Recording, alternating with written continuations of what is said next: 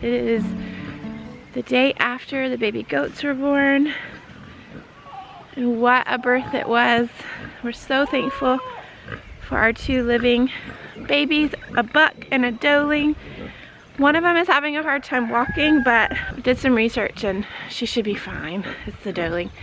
However, Mama, as of late last night, had not passed her placenta or her afterbirth.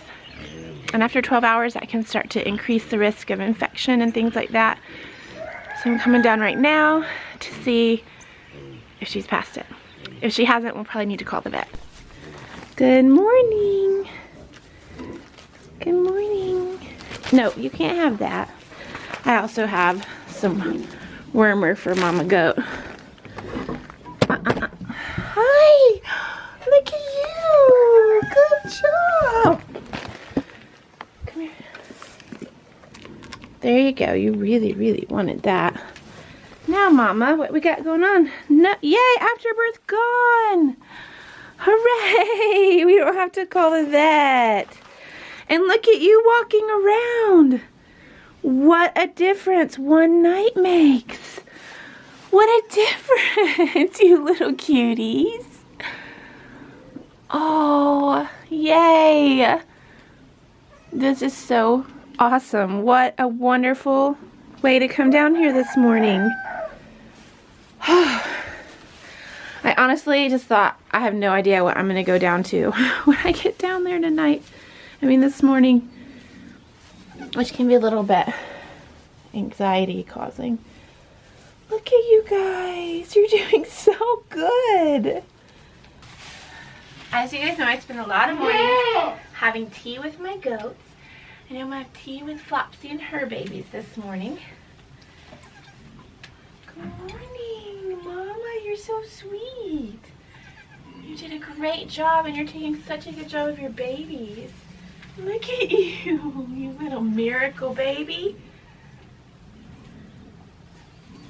So yesterday, this little amazing bundle, it's okay. It's okay, look. It's okay. Look at her, she's so worried. Look, I'm not going to do anything bad. Yeah, I'm not going to do anything. It's okay.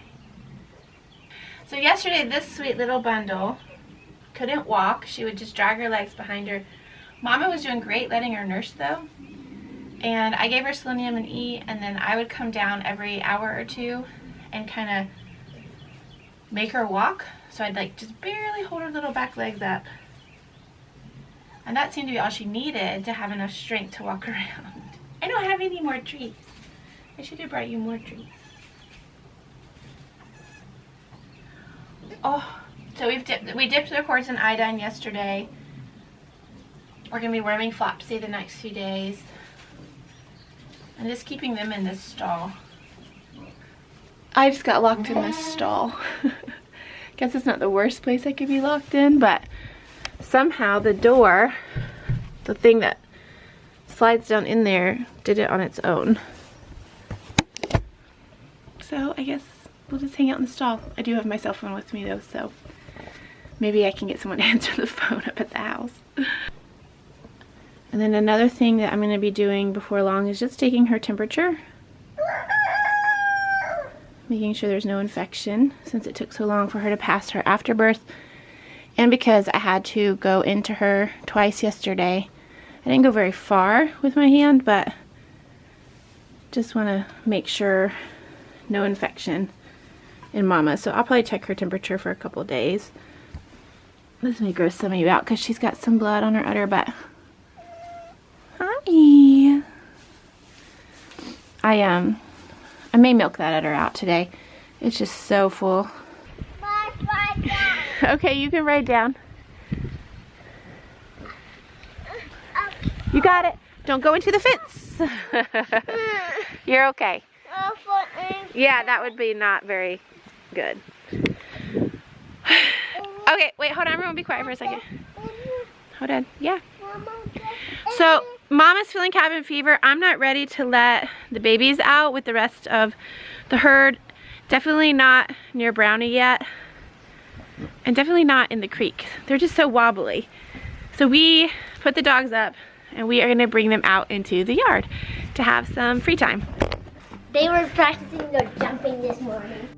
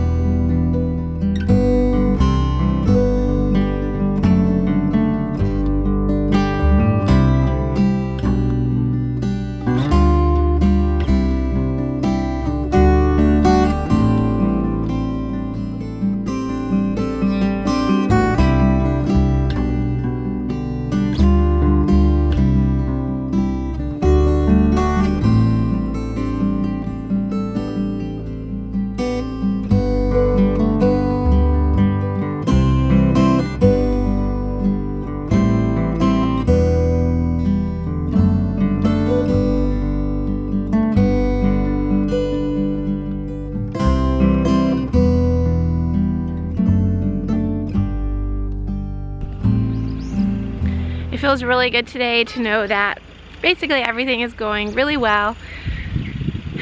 The birth was very stressful to me, but I'm thankful for all the things that I learned in it. And I think that's something that's a big challenge about being a beginner with animal husbandry, is that when you need the skills for things like a hard birth or a sick animal, the only way to get them is to actually experience the hard birth, the sick animal, the tragedy, to learn from it. I mean, you can be prepared by reading books, following YouTube channels, taking classes, but until you actually have to do it hands-on, it's a whole nother experience and level of skill at that point. For me, I will always remember the birth of these goats. So I think for me, this birth was a tragedy. I was a little scared, and it was also such a learning experience that I'm thankful, because now I'm that much closer to being better to help my animals in the future when they're having hard labor.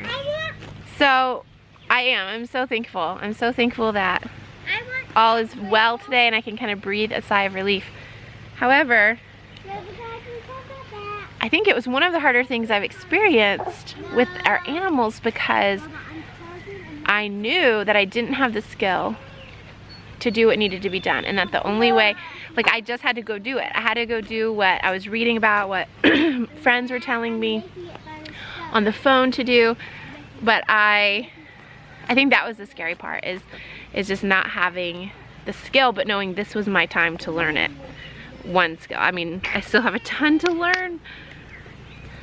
I think so far we've been really blessed to have pretty easy births on our farm, but I do think it's important that, you know, as we go into another year of birthing babies, of getting animals pregnant, that we learn some things.